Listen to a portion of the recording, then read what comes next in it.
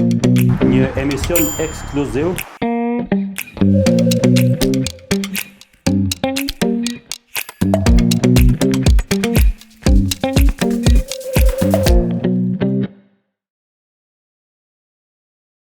Ky emision përkrohet nga Bira Belge, Install Engineering, Toni Kompani, Aeroklima.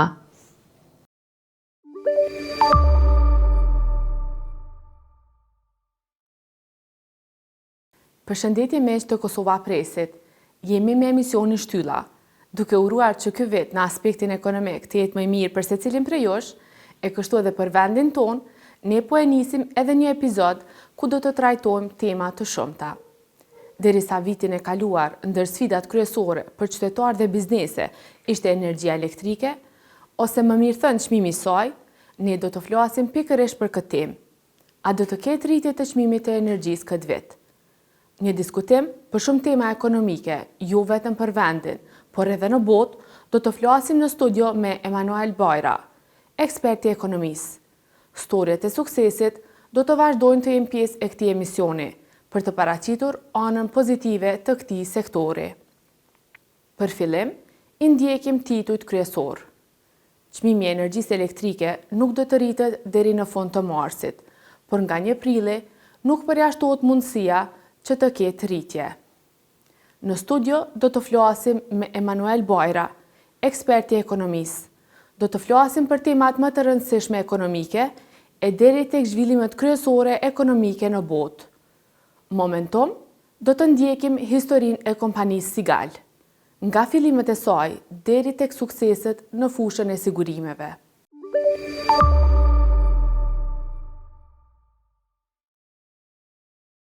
Pakënaqësi të mëdha pati për faturat e energjisë elektrike, sidomos për muajin dhjetor. Por shqetësimi i vazhdueshëm është se mund të ketë rritje të çmimit të energjisë. Në fillim vit, kjo nuk do të ndodhë, por pas 30 marsit, zyra e rregullatorit të energjisë nuk e përjashton këtë. E ndjekim një raport që flet për çmimet e rrymës dhe mundësinë e rritjes së tyre. Pakënaqësi të mëdha u raportuan për faturat e muajit të fundit të vitit të kaluar. Shumë qytetarë i publikuan ato në rrjetet sociale. Pas zgati 2 fishimet të faturave, Kosova Press ka siguruar edhe 2 fatura të muajit dhjetor, të cilat pas në shpenzim të energjisë dallojnë edhe në kosto. Dhjetorin e vitit 2024, në këtë faturë janë harxuar 2298 kWh, teksa në të njëjtën muaj një vit më vonë 3570 kWh, që i bie 1272 kWh, më shumë apo 55% shpenzime më të mëdha për energji. Fatura në këtë rast nuk është 55% më e lartë, por është 110% më e lartë, apo për 162 euro më shumë. Ankesa nga qytetarët kanë pas edhe për dallime drastike të faturave nga nëntori në dhjetor të 2025. Edhe Këshilli për mbrojtjen e të drejtave dhe lirive të njerëzit ka pranuar një numër të madh ankesash nga qytetarët e Kosovës, të cilët raportojnë se faturat e energjisë elektrike për muajin dhjetor janë mbi 70% më të larta krahasuar me muajin paraprak. KMDL-1 vlerëson se kjo situatë përbën abuzim të drejtë për drejtë ekonomik dhe rëndon në mënyrë disproporcionale mbi buxhetin e familjeve kosovare, duke thelluar varfërinë dhe pasigurinë sociale, thuhet në reagim. Nga ana tjetër, Kesko e përjashton mundësinë e rritjes së çmimeve, por vetëm deri në fund të marsit, por nuk e përjashton nga 1 prilli, kur edhe zëri do të analizoj faturat. Për të shmangur keq kuptime duhet theksuar qartë se tarifat aktuale janë në fuqi deri më 31 mars 2026, ashtu siç përcaktohet në vendimin tarifor të miratuar nga ZRE-ja. ZRE-ja nuk ka pranuar ndonjë kërkesë nga Kesko për shqyrtim të jashtëzakonshëm të tarifave në muajin dhjetor. Çdo pretendim për rritje tarifash në këtë periudhë është spekulim dhe nuk mbështetet në ndonjë proces të hapur apo vendim rregullator. Sipas kornizës rregulative në fuqi, viti tarifor në sektorin e energjisë elektrike në Kosovë fillon më 1 prill. Vendosja dhe rishikimi i tarifave është kompetencë ekzekutive e zyrës së rregullatorit për energji, e cila i përcakton ato në përputhje me procedurat dhe analizat e saj të rregullta, tha zëdhënësja e Keskos Margarita Rashiti. Drejtori ekzekutiv i Institutit për Politika Zhvillimore, Breme Jupi, është i bindur se rritje do të ketë nga 1 prilli. Deri tash ata që janë akter, do të thonë, as Keci, as Kesko, as Kusti nuk kanë kërkuar që me pasë rritje parakoshme, para asaj procesit vjetor, kështu që edhe Zoreja nuk do t'i rrit tarifat për arsye se ata nuk kanë kërkuar për më rrit. Edhe gjithashtu kjo mund të lidhe me procesin e zgjedhur, edhe tash rryma ka më shtrajtu, por ka më shtrajtu prej 1 prillit.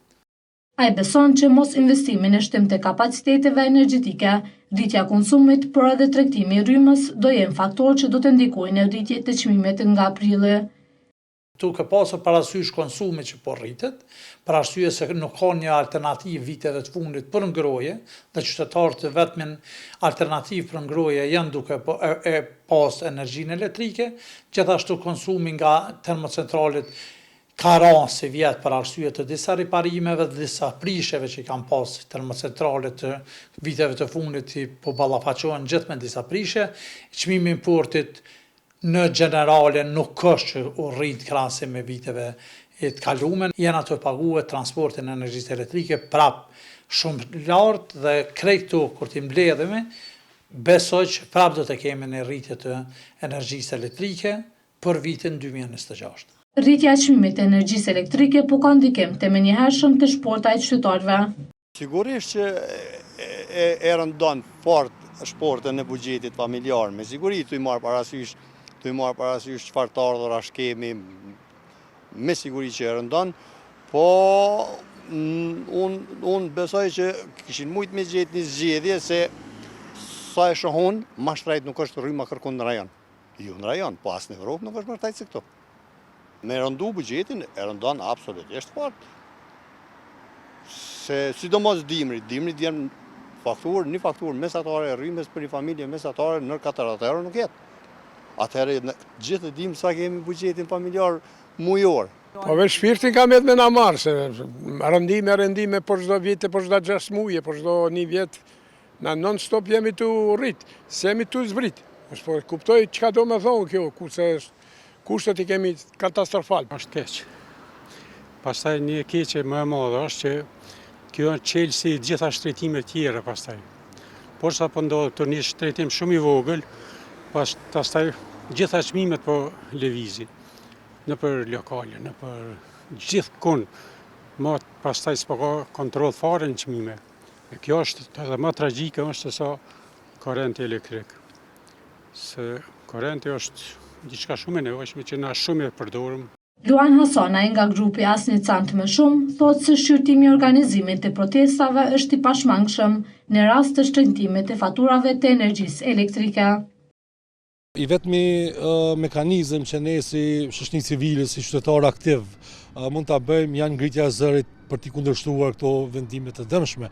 Pra sigurisht që do t'i shqyrtojmë përsëri organizimin e protestave, pra nuk do të ndalemi, sepse konsiderojmë që nëse kjo rritje e çmimit të tarifave të energjisë elektrike nuk shoqërohet me përmirësim të mirëqenies, pra duke filluar që nga rritja e pagave dhe politika tjera të cilat e favorizojnë qytetarin, ky vend po shkon dita ditës të bëhet i pajetueshëm. Me 16 prill 2025, zyra e rregullatorit të energjisë elektrike vendosi që të rrisë tarifat e energjisë elektrike për 16.1%. Vendimi për shtrejtimin e energjisë elektrike u kundërshtua nga qytetarët dhe shoqëria civile përmes organizimit të protestave. Kundër këtij vendimi u rreshtua dhe presidentja Vjosa Osmani, derisa avokati i popullit kërkoi pezullimin e vendimit.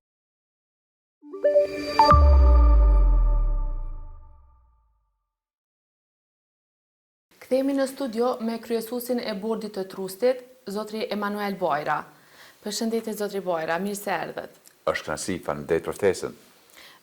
Cilat janë sfidat kryesore ekonomike me të cilat po përballet Kosova sot?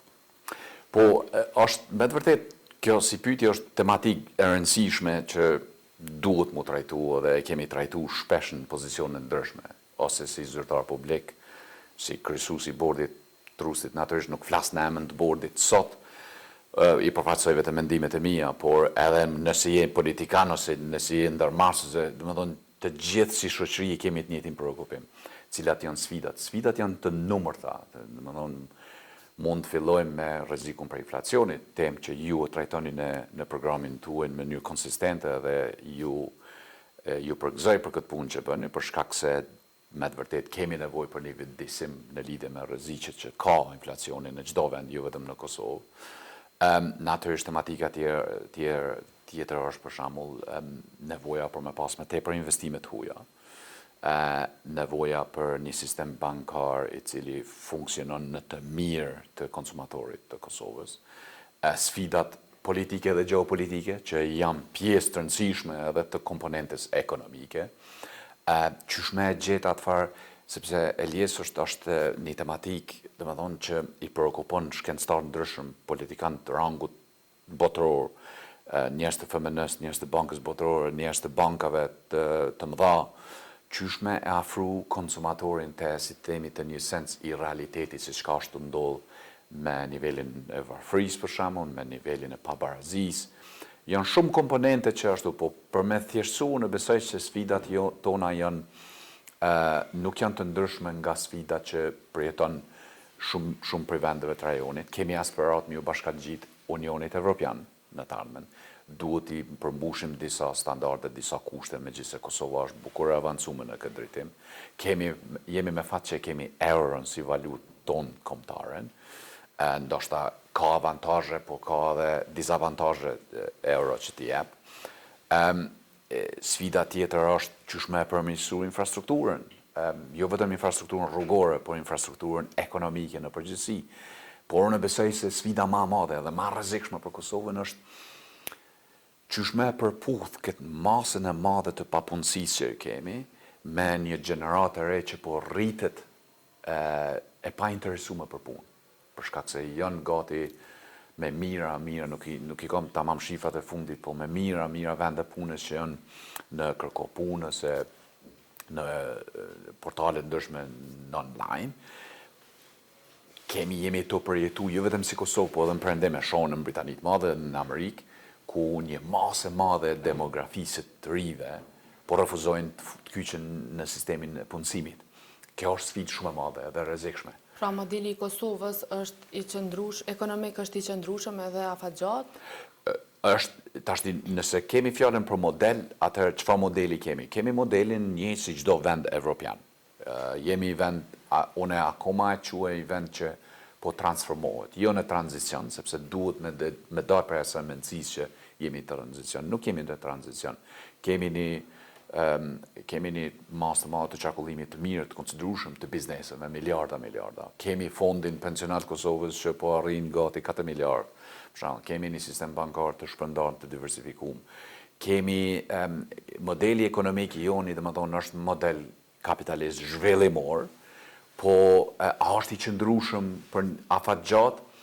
Unë besoj që jo vetëm pse është Kosovë, por si model është të transformuar edhe jashtë Kosovës.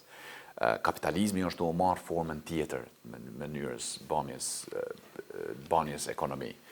Njerëzit tash të konsumator për shkak të teknologjisë, konsumatori është shumë i informuar për çështje ekonomike, për çështje të financës, për çështje të bankingut.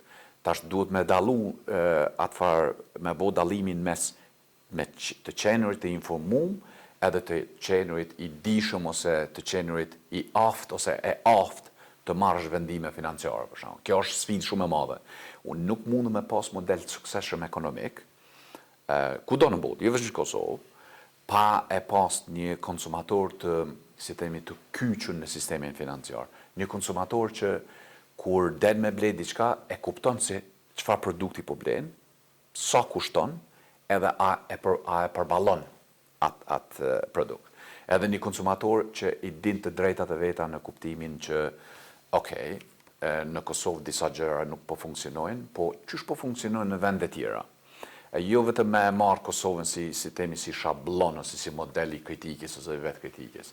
Pra, do t'jeti qëndrueshëm për shkak se i kemi disa avantazhe, Elies besoj ne. Çfarë mund të bëjë shteti për të krijuar më shumë vende pune për të rinjt? Nisan që na duhet me shmang, unë jam i mendimit, e them këtë si person që jam i kyçur në tregje, edhe deri diku jë marrë me këtë çështje, është që nuk duhet me leju që qeveria me qenë punëdhënës. Po në çfarë do lloj mase, në çfarë do lloj sistemi, në çfarë do lloj modeli ekonomik.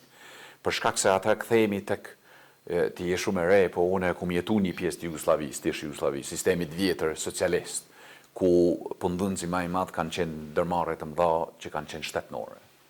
Prindi im e ka rrit familjen e tij mbas asaj, domethënë çati modeli ekonomik. Na duhet me dalë për çati modeli ku varësinë gjithmonë duhet mi pas tek qeveria. Po në anën tjetër, kjo nuk duhet me e falë qeverinë, edhe me e lonë qeverinë, se me thonë, api sheni që qështu nuk funksionon. Qeveria duhet me qenë ma aktive, me ndihmu, me stimulu ekonominë, me stimulu bizneset, me stimulu ndërmarrësinë, me e rregullu sistemin bankar. Apo e mbështet mjaftueshëm pra shteti sektorin privat dhe bizneset e reja? Tashti është shumë sfiduese për qeverinë për shkak se nëse favorizon një ndërmarrësi që ndoshta është ma pak kritike ndaj qeverisë aktuale ose të kalumen, atëherë natyrisht ti si qeveri ndoshta ki, si themi, intenca të mira për me ndihmu atë biznes, akuzohesh se jetojnë ndihmu bizneset që të favorizojnë ty. Domethënë është shumë që kjo problematike dhe unë po e shoh si shumë sfiduese për Kosovë, se çdo ndërmarrësi po politizohet dhe nuk duhet jetë e tillë. Qeveria për këtë arsye unë kam qenë i përfshirë edhe në fondin sovran para 3-4 vjetësh, kur kemi kriju koncept dokumentin, qeveria dhe kuadrët e qeverisë e kanë ndihmuar shkrimin e ligjit, por ligji u qu në gjykatë kushtetuese. Për shkak se ideja e fondit sovran ka qenë që mu kriju 6 njësi, këto 6 njësit më profitbërse të Kosovës, që janë Keku, Trepça, Posta, Telekomi, Infrakosi, Trejnkosi e tjerë, edhe mu rikalibru këto si biznese, edhe me i shërby tregut në Kosovë. Apo shfrytëzohen si duhet pra buxhetet dhe resurset publike? Tashti, natyrisht shfrytëzimi, resurset janë aty për t'u aloku. Resurset, kapitali investues që nifet si themi në kolokuaret qeveritarës e politike, është aty, ajo akumulon një masë të kapitalit, është për t'u investuar, duhet të destinohet të investohet. Po për shkak se kemi pas atmosferë bukur toksike politike, sidomos këto vitet e fundit, ndoshta edhe alokimi i kapitalit nuk ka qenë aq adekuat, sa që më u përgjigj, domethënë nuk ka qenë i mjaftueshëm.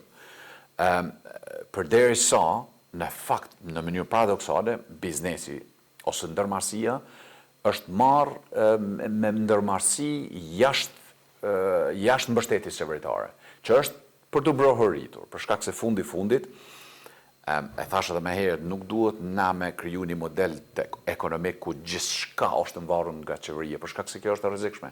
Sot mund ta kesh një qeveri liberale, demokratike, socialiste ose social-demokrate, nesër mund ta kesh një të djathtë ose të ekstremit të djathtë, larg qoftë, ose autoritare, që mundet me ta imponu ty stilin e jetesës, apo kupton? Domethënë, janë gjithnjë ka me pas kësi farloj dinamizmi, po për këto 4 vjetë e fundit natyrisht kemi pas ngecje në mënyrën, në dinamikën e alokimit të kapitalit investues në ekonomi.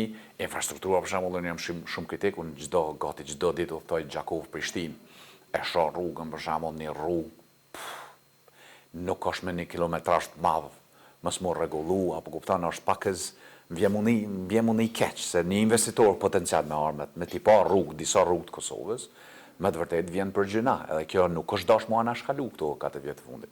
Atëherë për shembull tek fondi sovran, rregull, unë jam udhëtar i institucionalizimit fondit sovran, se kam qenë pjesë ndërtimit të këtij koncepti, të kësaj ideje. Po pse mu nal, vetëm se opozita ka qu në gjykatë kushtetuese ligjin, është dash me fillu me bot diçka në lidhje me këto asetet kryesore të shtetit për të mirën e ekonomisë Kosovës, po jemi ndalë për shkak se si stash u bë dhe pakës politika u bë shumë toksike, ekonomia si funksion i rëndësishëm jetësor, social, kulturor, politik, ekonomik në Kosovë u lë anash pakës me të drejten, por në anën tjetër, Elies, jo që dua si themi të arsyetoj qeverinë e sotme ose të kalumen ose të ardhmen, po me të vërtet bota ka përjetu këto 4 vjetë e fundit ndryshime kataklizmike. Nëse situata ekonomike pra përkeçohet, shkon deri te një rritje drastike e kostos së jetesës, a do të rishikoni vendimin kundër tërheqjes së fondeve? Për tërheqjes së fondeve në raport me trustin, e ke fjallën? Tashti flas personalisht, unë gjithnjë kam qenë kundër tërheqjes së paras nga kursimet e kontributënësve kosovar. Natyrisht, ato tërheqje shkojnë tek kursimtarët vetë. Po një gjë dhe gjithnjë kam dëshirë të flas me njerëzit direkt kështu në kamerë, pa marrë parasysh jemi në një dialog, në një intervistë këtu një më një, po është më rëndësi për teleshikues tonë, por edhe për kontributënësit kosovar tonë, që janë mbi 400.000. Që fondi, skema e fondit, dhe më tonë ideja e fondit pensional të Kosovës nuk është investim për të kontribu sot, për t'i tërheq parë nesër ose javën tjetër. Nuk e them këtë mënyrën autoritare ose abrogim të drejtës së kontributënësit, të mos të hek kursimet e tia, natyrisht, po në përrendim nuk guxon, nuk ke shans me hek për shkak se është mbrojtur me ligj, për shkak se ti jetu nënshkruar të firmos për 30 vjet, 35 vjet e ashme tujat, që një mas të kursimeve të pagës tonë e kursen për pension. Për këtë arsye është fond pensional e jo fond investiv. E na duhet me bo dallim.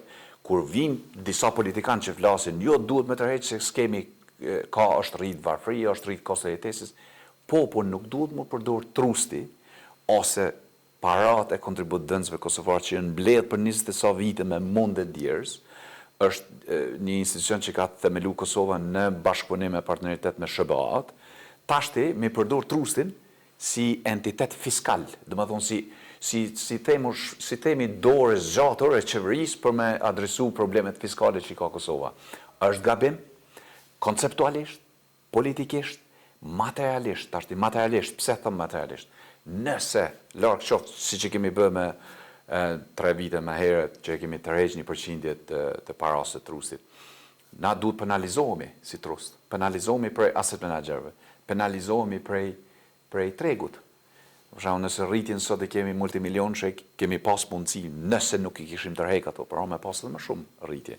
Për shkak se Elies është shumë më rëndësi të kuptohet për edhe njëra për sëris, për kontributënësit tanë, po edhe për gjithë teleshikuesit.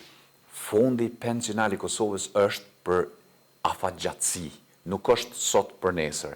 Edhe duhet ta mbrojmë, sepse është duke u shndru në një aset i rëndësishëm ekonomik edhe financiar i Kosovës. Sot për sot, dhe më thonë, mu harnu, si që dhemi, me pas politika harnu, se hatë se i marrim parat për i trusit, hatë se i marrim, kush kam i nalë, qëfar do lloj qeverie, qëfar do lloj partije politike që ka marrën pushtet në tarmen, kush kam i nalë ata, që ajo ose ajo kam ata abërgu lirin tone, ose kam ata marrë parën për bankës tone, parën që ke fitu me djerës në nderë. Dhe më thonë, na duhet me pas kufizimin këto gjana, që me smicinu pavarësine institucioneve, po në anën tjetër ti nuk mundesh me hek parën që jetu punu, nëse jenë moshën 20 ose 30 ose 20, që i ki edhe disa vite dhe në pension, me heq, se ti po heq në fakt pare për i tarmës tonë. E kështu që kjo është e rrezikshme, ka qenë në Kosovë ka qenë e pa precedens tërheqja paras nga trusti, e pa precedens, nuk ka ndodhur diku në një vend të mirëfillt dhe serioz, po këtë që pandemia, ekosistemi politik që i tillë edhe si themi kaloj ajo, po nëse ndërmarrim iniciativë të re ose kemi ripërtritje të iniciative të tilla të rrezikshme jo vetëm politike, se politika nuk është shumë më e rëndësishme këtu, e rrezikshme për qëndrueshmërinë vetë FKPK-s ose trustit, por edhe të ardhmen ekonomike të këtij vendi. Po investimin në kriptovaluta, sa është i sigurt për qytetarët e zakonshëm? Po është temë shumë interesante për shkak se është një temë që jo marr prej vitit 2009-2010, prej fillimi, kur isha në sistem bankar në atë kohë, në çfarë lloj pozicioni roli që kam luajtur, kam qenë i interesuar, ka tërheq se qysh krijohet një farë lloj partneriteti në mes të teknologjisë edhe sistemit paras, për shembull, ka qenë diçysh tabu në atë kohë. Edhe si për hajgare dikush ka investu, disa për ne kemi investu një mas vogël paras, edhe ajo filloi sa ma shumë u zhvilloi teknologjia, aq ma shumë u avancuan edhe kriptoasetet, edhe veçantë Bitcoin për shembull. Tashti, a janë sigurta? asgjë nuk është e sigurt. Edhe sot me investu në përmjet sistemit bankare, se investime personale, kudo që investosh, nuk janë 100% sigurta, për shkak se mund kesh rënje ditën Apo i tjetër. kuptojnë edhe rreziqet apo veç po joshën nga Jo, kjo pyetje shumë e vend, Elies, për shkak se është me të vërtet preokupim edhe imi, për shkak se shumë njerëz vrapojnë mas asaj histerisë që duhet me investu, pa kuptu ku investon. Për shembull, ndalë shumë coina që kush se ka menu që mundet njëri me kriju qasi emërtim për një coin, për një kryptoaset. Po në Bitcoin, vetëm Bitcoini, Ethereumi për shembull, Solana, janë disa entitete mrena kryptoaseteve që tregtohen në dy variante. Tregtohen variantin kur e blen një Bitcoin, që sot çmimorin e ka në $100,000 për njësi, ose shkon e blen një pjesë të atij Bitcoini, dhe më thonë që është një masë, po mund të fusësh €100, €200, tashti për shkak që është si investim, si aset investues shumë i luhatshëm, nuk do me thonë detyrimisht që është i rrezikshëm, në kuptimin që ti mundesh mi hub krejt parën. Mundesh mi hub parët në kryptoasete që nuk njihen për indekseve. E për këtë arsye në gjithmonë, unë si themi e kufizoj veten ndanjen e këshillave investive për shkak se nuk dua të krijoj përshtypje që si kryesues i bordit trustit ose edhe si person që kam përgjegjësi publike me i orientu konsumatorët ose kontributëdhënësit ose popullin ton, masën ton në një aset investues për shkak se nuk ma lejon përgjegjësia edhe institucionale po edhe personale. Por unë gjithnjë ju them njerëzve, të rive tanë, sidomos të rive tanë. Kurseni, natyrisht kontriboni edhe për trustin kur keni mundësi edhe kur jeni të punësuar. Në anën tjetër, po, merrni rreziqe në treg, por rreziqe që mundi me përballu edhe humbje nëse vjen deta ajo. Kur vjen te kriptoasetet, studioni mirë, kuptoni produktin, e jo vetëm kriptoasetet, po kriptoasetet janë tematik ma ashtu, po nuk duhet me ju nal ajo farë ndjesia për me marrë një rrezik dhe ndoshta edhe shpërblehesh diku. Po gjithmonë me kajar, si themi, me një farë lloj vetë përmbajtje edhe mësu shokshtu emocionalisht në aset, edhe jepi vetes kohë. Mosu gut me marrë vendime me njerë. I ki 1.000 euro e fut gjitha në investime. Jo, gradualisht. Ndërto portfolio. Mos e investo veç në Bitcoinin. Investo edhe në ekuitete. Investo edhe në asetet kompanit vogla që ta epin mundësi disa platforma me investu. Po merru me to këtë kohën. Bëne pjesë tonet për diqëmërisë tonet. Se sa ma shumë preokupohu me investime se sa me kalu kohën në TikTok, tashti është pak e vështirë për gjeneratën rej me marrë këtë këshillë si shumë serioze, po fillon me ndërtu portfolion tash, sidomos nëse jenë moshën 20-30, për shkak se jeta shkon shpejt, po në anën tjetër krijon një portfolio investimesh që të rritet gradualisht. Hulumto, studio, mëso, bën pyetje, merr t'jesh i guximshëm ose e guximshme ku vjen puna e kësaj. E unë jam optimist për ka kriptoasetet, për ndryshe, edhe për ka ky fa sistemi ri që po e quajmë tash DeFi, ose Decentralized Finance, financa pa varur e decentralizuar, për shkak se teknologjia do të na mundsoj, si që ka thonë edhe Elon Musk, ai me të vërtet nga njerë tingëllon sikur njeri me plot iluzione, po ka që edhe ja qëllon, për shkak se është bukur hisetar në shumë biznese, në shumë ndërmarrësi dhe i ka dhonë formë ekonomisë globale.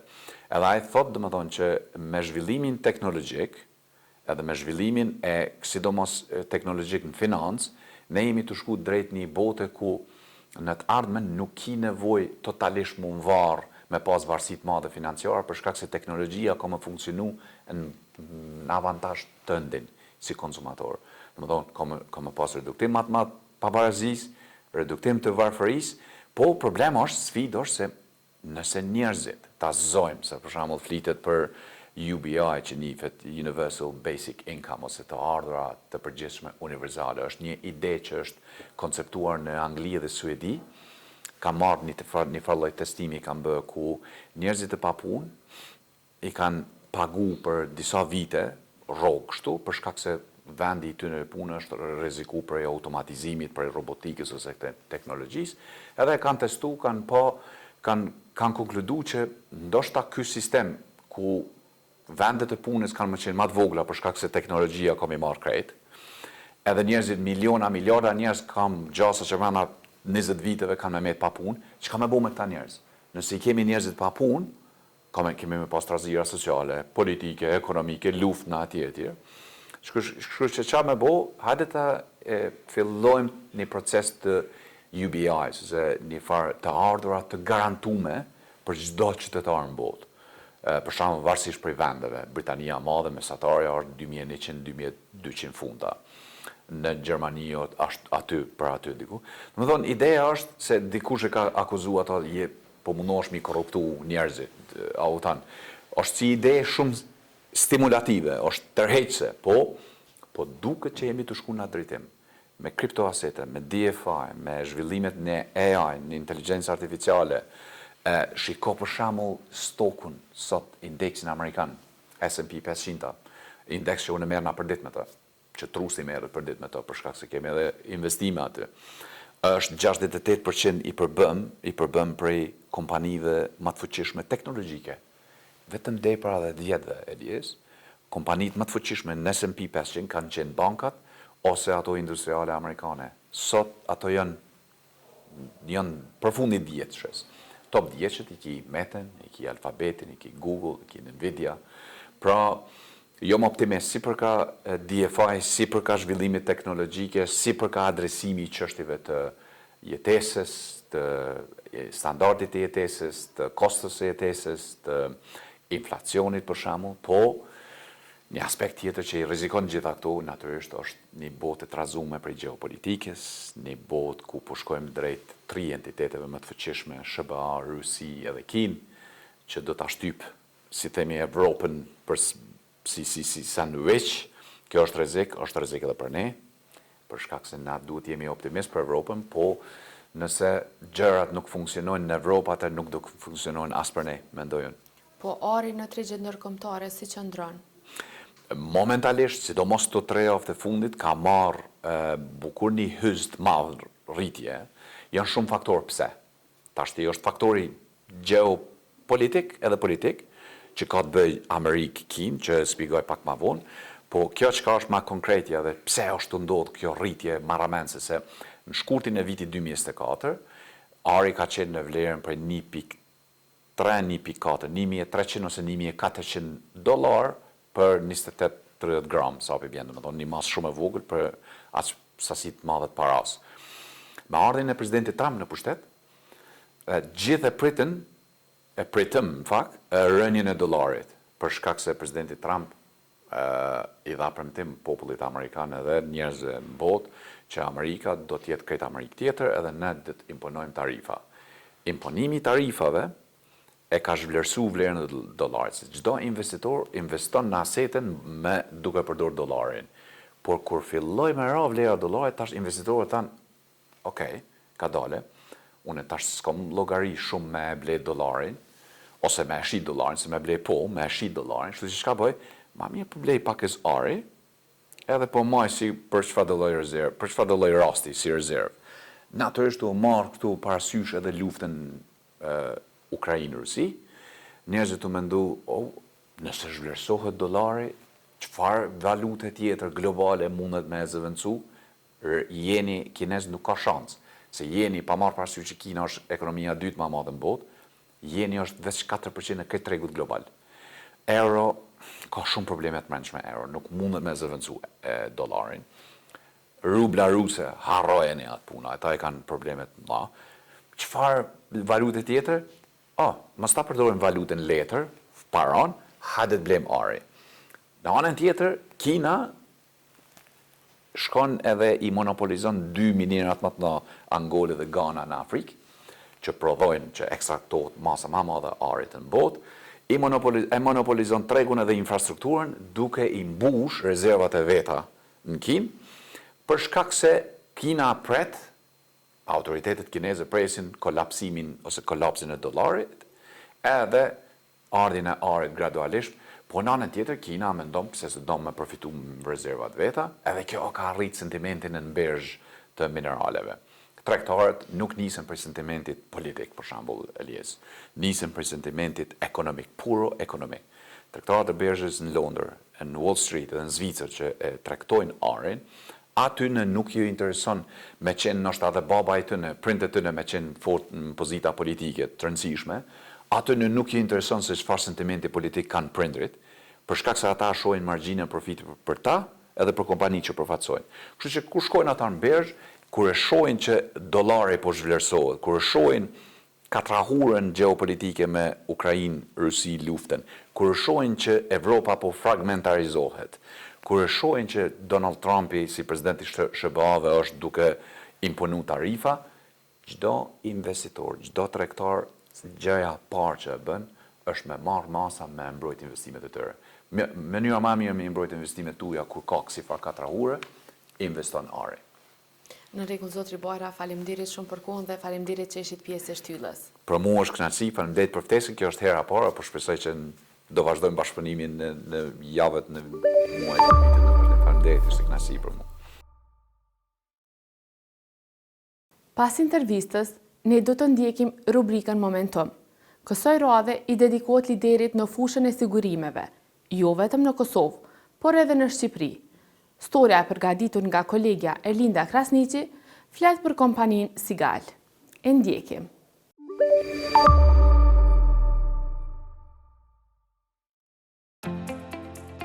Në fillim të viteve të 90-ta, kur Shqipëria po delte nga një sistem i mbyllur dhe gjithçka private, ishte ende një ide pa imagjinueshme.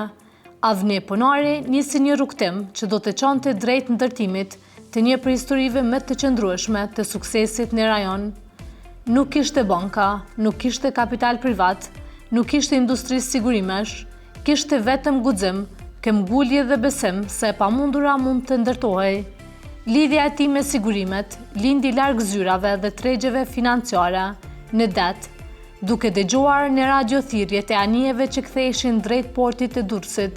Një fjalë i mbeti në mendje: Sigal. Pulebardha që lajmëron kthimin, ai po formsonte emrin e një kompanie që me vonë do të bëhej simboli i besimit në sigurime.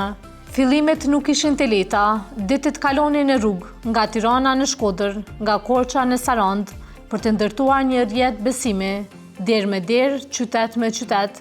Në një industri ku fjala dhën vlen më shumë se çdo kontratë, filozofia ishte e qartë: dëmi duhet paguar dhe fjala duhet mbajtur. Sot, pas më shumë se 30 vitesh rrugtim, Sigal ka mbi 2000 të punësuar, rreth 700 zyra dhe një kapital financiar që t'i kalon 150 milion euro. Vetëm në Kosovë janë paguar mbi 200 milion euro dëme, ndërsa në 3 shtetet ku operon, shifra e dëmshpërblimeve i kalon 500 milion euro. Largimi im ose kalimi në 92-shin në një kompani sigurimesh në fillim si drejtuesi i departamentit Marinës, më bëri që të lidhem me sigurimet. 93-94 bëj disa kurse në kompanitë më të mëdha prestigjore në Europë, përfshirë dhe Lloyd's në Londër, dhe brokerat të mëdhej siç është Marshi apo Mynereja, Suiseria, këto kanë qenë hapat e mi për të hyrë në botën e sigurimeve.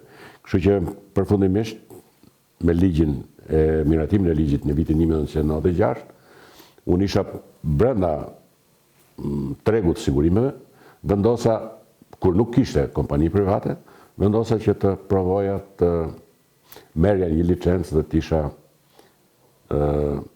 operatori parë privat në tregun e sigurimeve në Shqipëri. Dhe kjo ndodhi shumë herët në 99-ën, që nga ajo kohë kur është krijuar Sigali, që edhe emri ka kuptimin e një pulbardhe, të vërtet, ose nga deti, sepse Sigal i thonë pulbardhës. Në atë kohë kur unë isha në det dhe në radio dëgjoja thirrjet e një anije që bën të thirrje portit Durrësit, jam Sigali, po kthehem, më fiksu ky emrin në kokë dhe ndërtova dhe emrin dhe brandin Sigal, siguracioni albanez, siguracioni shqiptar. Këtu fillon edhe starton pjesa më e rëndësishme ku unë marr vendimin për të futur në botën e sigurimeve. Por për punorin, suksesi nuk matet vetëm me numra. Shumë veta mendojnë që biznesi në Shqipëri sot, kur e shohin në pikpamjet e sotme, nuk e marrin konsiderat të kaluarën. Biznesi në Shqipëri ka filluar pa asgjë. ka filluar pa para, ka filluar pa banka, ka filluar pa makina private, ka filluar pa asgjë private. Pra ka filluar secili dhe unë kam parasysh gjithat plejat biznesmenës që startuam njëkohësisht dhe i them drejtën, nuk jam i kënaqur me ata njerëz që sot flasin për njerëzit që janë marrë me biznes dhe kanë bërë biznes, përpiqen t'i përgojojnë, përpiqen t'i denigrojnë, përpiqen t'i ngacmojnë. Në 91-shin, 92-shin, ne në Shqipëri ishim gjithë barabarë. Pra gjithë kishim një dhomë kuzhinë, kishim 2 divana dhe një televizor lura dhe nuk kishim asgjë tjetër. Dhe të gjithë dolem të pa punë ose u larguam nga puna. Pra kishim mundësi që gjithë që të startonim dhe të krijonim biznes. Ndryshe është në Kosovë që ishte, Kosova ka qenë e hapur, pavarësisht problemeve që ka pas në regjimin serb, por me pasaportën e ish Jugosllavisë, kosovarët lëviznin, shkonin jashtë, shqiptarët ishin të izoluar, të mbyllur, të bllokuar. Pra startimi i klasës biznesit në Shqipëri ka qenë shumë i vështirë. Dhe ndërtimi i klasës biznesit që sot anatemohet aq shumë është në një luftë të jashtëzakonshme dhe një punë të jashtëzakonshme për të arritur këtu ku jam sot. Dhe them drejtën, unë i shoh me krenari një pjesë shumë të madhe të tyre që kanë arritur të bëjnë atë që është e pamundur të bëhet në 30 vite. Të ndërtosh një klasë biznesi të fortë, kur s'kishte banka, kur s'kishte industri sigurimesh, kur nuk kishte sigurime, kur nuk kishte asgjë private, kur nuk kishte makina, kur nuk kishte përveç një bicikletë ose një motorcikletë, gjithçka ishte e pa ekzistueshme. Unë do doja që fryma ndaj tyre dhe mbështetja ndaj tyre do të ishte shumë e madhe, jo e kundërta, siç ekziston sot. Të gjithë ishin barabarë. Në qoftë se ti ke inat veten tënde se nuk ishe i Zoti, të hyen garë, ky është faji jot, nuk është faji atij që është bërë biznes. Dhe nuk e pse ta mallkosh atë që ka arrit, të ndërtoj, të krijoj dhe të bëj diçka në interes të vendit, sepse 40% asaj që krijon një biznesmen shkon në favor shtetit. Në vitin 1999, në një kohë kur askush nuk guxonte të rrezikonte, Avni Punari mori licencën dhe themeloi Sigalin, kompaninë e parë private të sigurimeve në Shqipëri. Ishte një hap në errësirë, nuk kishte mbikëqyrje të konsoliduar, nuk kishte modele vendore, nuk kishte eksperiencë, por kishte një vizion të qartë. Sigurimet ndërtohen mbi fjalën e mbajtur. Për të krijuar, pra, ekzistoi ligji, u ndërtua ligji dhe baza ligjore. Ne nuk kishim eksperiencë. Mbaj mend tek kompania e parë e sigurimeve shtetërore që kishim filluar, ishim rreth 15 veta në fillim. Ne punonim pa ditur se ç'bëjmë në të vërtetë. Por na ndihmuan kompanitë e huaja ndërkombëtare që na dhanë asistencën e tyre, na ndihmuan duke filluar nga sigurimet motorike të PL-ja që ishte përgjegjësia e parë dhe pastaj tek sigurimet e tjera. Pra në 4-5 vjet, 92, 96, u bën një revolucion i tonë për ta kuptuar industrinë dhe për ta kuptuar se ç'janë sigurimet. Dalja në tregun privat natyrisht ishte e vështirë. Ajo eksperiencë kur atyre unë ju kërkova që të më mbështesnin, e quajtën diçka të çuditshme, si merr guximin të kërkosh dhe të marrësh një licencë dhe dalësh tregun e sigurimeve. Në vërtet u ktheva dhe së bashku me 2 partnerë të asaj kohe, sepse duheshin një kapital i vogël, $400,000 që e vendosën ata, të ndërtonim një kompani dhe gjithë dokumentacioni, gjithçka që duhej e përgatitën. Atëherë nuk ekzistonte as mbikëqyrja e sigurimeve. Dhe së bashku ne nga një anë përgatisnim dokumentacionin për të marrë licencën, nga ana tjetër ndërtohej institucioni i mbikëqyrjes. Dhe së bashku u rritëm duke krijuar licencën e parë, që është licencë e veçantë, e shkruar me qartë, por pa ndonjë asistencë të dikujt. Dhe kështu lindi Sigali, ishte ato ditë para që unë mbaj mend për ndërtimin e rrjetit, nisesha nga Tirana, më rria në Shkodër, nga Shkodra shkoja në Korçë, mbrëmja dite nga Sarandë e tjerë, derisa arritëm që ndërtonim një sistem në gjithë Shqipërinë, një rrjet në gjithë Shqipërinë dhe të bënim kompaninë e parë sigurimeve. Në vitin 2003, hyrja e fondit amerikan shënoi një tjetër moment vendimtar.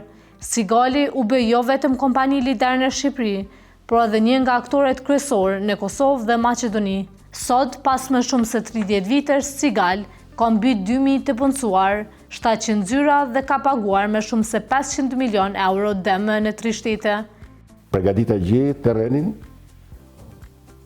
rrotull Tiranës dhe pastaj u futa në Tiranë, në mënyrë që të kisha të përgatitur atë klientelën poshtë për të ardhur në Tiranë. Dhe kjo bëri që shumë shpejt të ishte shumë e njohur dhe shumë e mirëpritur. E veçanta është që në kompanitë e sigurimit ka një motiv të shumë të rëndësishëm, të paguajnë damet ose të mbajnë fjalën. Nëse shef në çdo reklam, në çdo fotografi gjithmonë ka dy dorë shtrënguara, pra një dorë e siguruesit dhe një dorë e të siguruarit, e klientit. Ajo dorë tregon që ti po jep besim atij dhe ai po të jep besim ty. Pra ti po i ble riskun atij. Dhe këtë risk, nëse nuk e ma fjalën, du ta shumëzosh me 10.000 klient. Ama nëse e mba fjalën, e ke 1-1, sepse ai nuk flet, por e rëndësishme është që dikush tjetër e shpërndan energjinë pozitive që ti po përmbushe detyrimin që ke ndaj klientit, e pagove. Dhe fakti që ne jemi kompani që nuk vonojmë, përpiqemi të paguajmë në kohë, përpiqemi që çdo njeri që ka aksident apo dëm, çfarë do lloji, ta paguajmë dhe të jemi në kohë, se nganjëherë edhe vonesa e pagesës dëmit nuk ka vlerë nëse ti ja vonon një klienti 2 sekonda dhe pastaj ja jep. Ajo është më pa vlerë, është një lloj sikur mos e japësh fare. Kështu që më mirë ndodhi ngjarja, paguaje dhe ec përpara për të pa ndryshimet e tjera.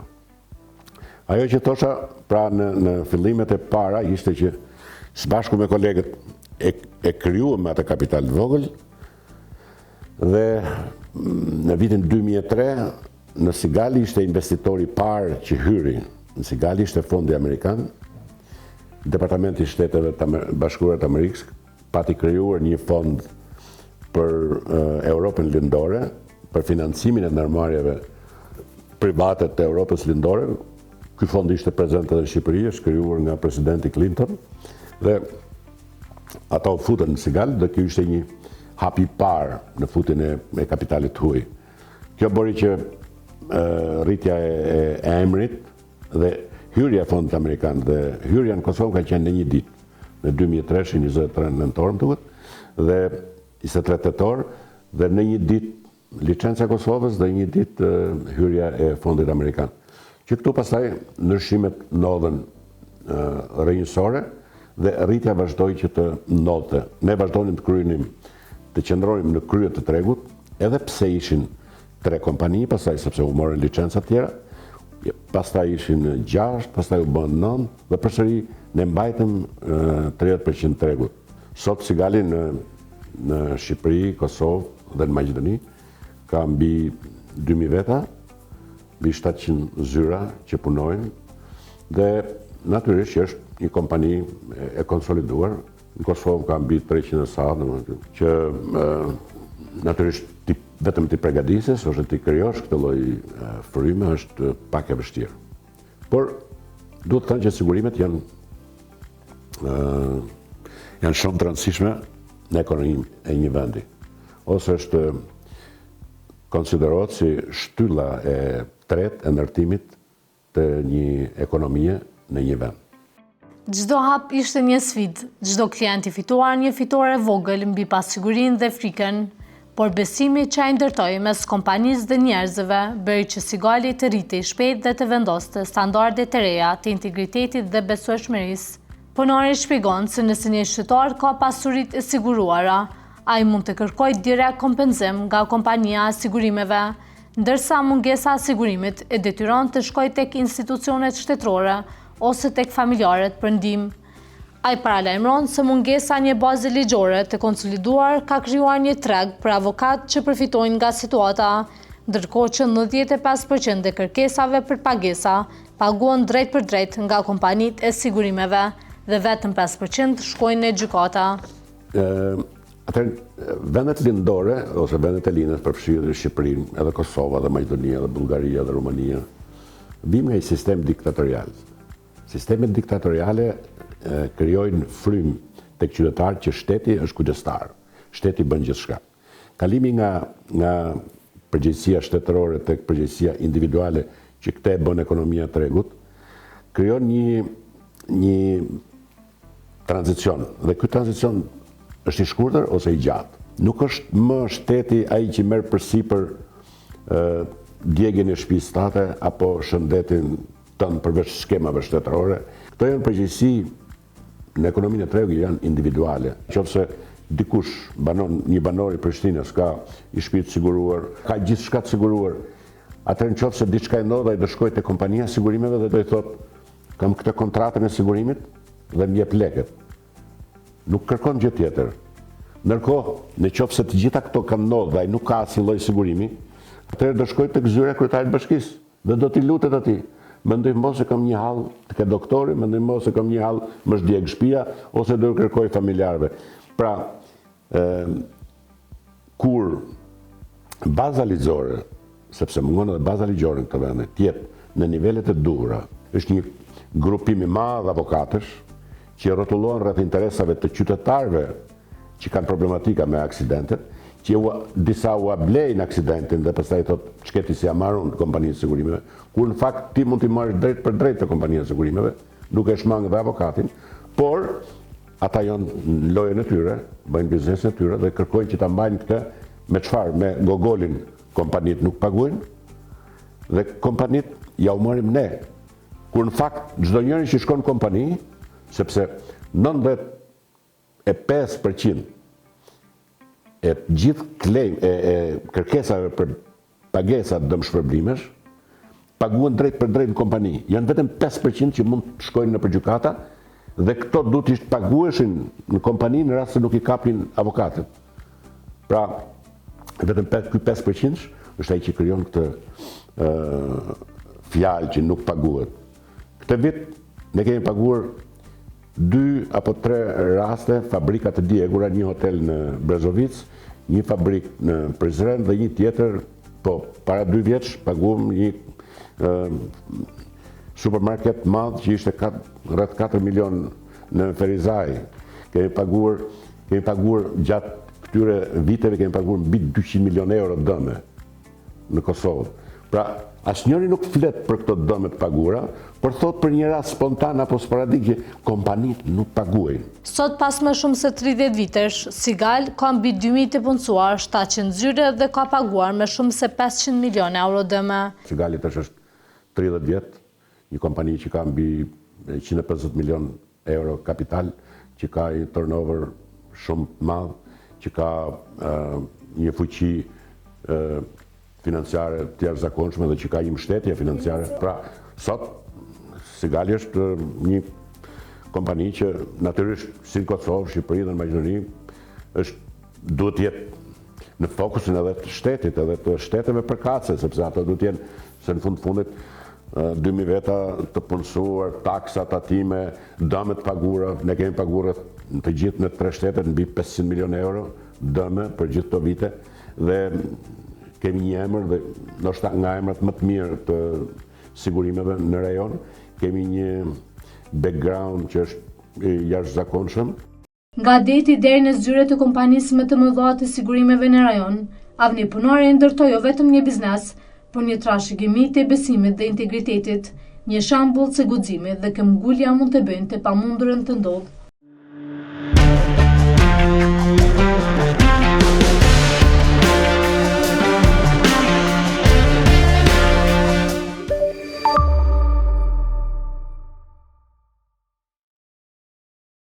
Zhvillimet të rëndësishme ekonomike pati në vend, rajon dhe botë, dhe në këtë fillimvit. Pra, ndjekim bllokun e përmbledhjes javore.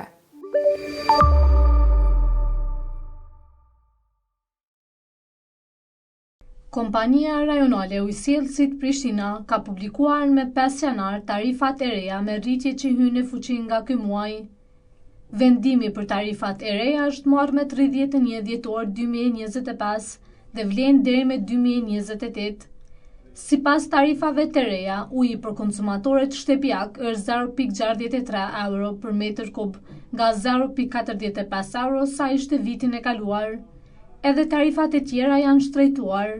Ajo për konsumatorët jo shtëpiak, komercial dhe industrial është 0.82 euro nga 0.62 euro sa ishte vitin e kaluar. Tarifa për shërbimet e ujrave të ndotur është 0.28 euro për metër kub, nga 0.17 sa ishte. Shtëpia e Bardhë tha se SHBA-t do të kontrollojnë shitjet e naftës e sankcionuar venezuelane për një kohë të pacaktuar, ndërsa përgatiten të heqin kufizimet mbi naftën bruto të vendit në tregjet globale. Zyrtarët thanë se shitjet pritet të fillonin me 30 deri në 50 milion fuqi naftë dhe të ardhurat do të kontrolloheshin nga qeveria amerikane në mënyrë që të ruajë ndikimin mbi qeverinë venezuelane, shkruan BBC. Do të lëm naftën të rridhë, tha sekretari i energjisë Chris Wright në një konferencë me drejtuesit e energjisë në Miami. Papunësia në Gjermani me 2025 ka arritur nivelet më të larta që nga dhjetori vitit 2010. Shifra atyre që nuk janë të angazhuar me pagë hipin e 2.9 milion dhjetorin e kaluar, transmeton Agjencia e Lajmeve Gjermane DPA. Kjo shifër është për 23.000 më e lartë se muajin paraprak. Të dhënat u bën publike nga Agjencia Federale e Punësimit.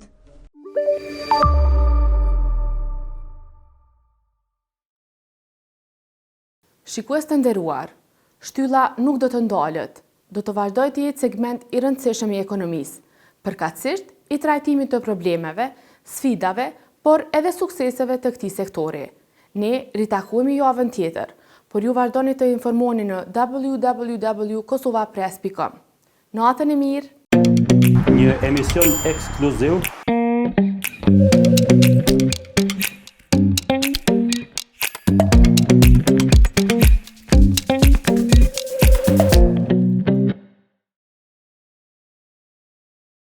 Ky emision përkrohet nga Bira Belge, Install Engineering, Toni Kompani, Aeroklima,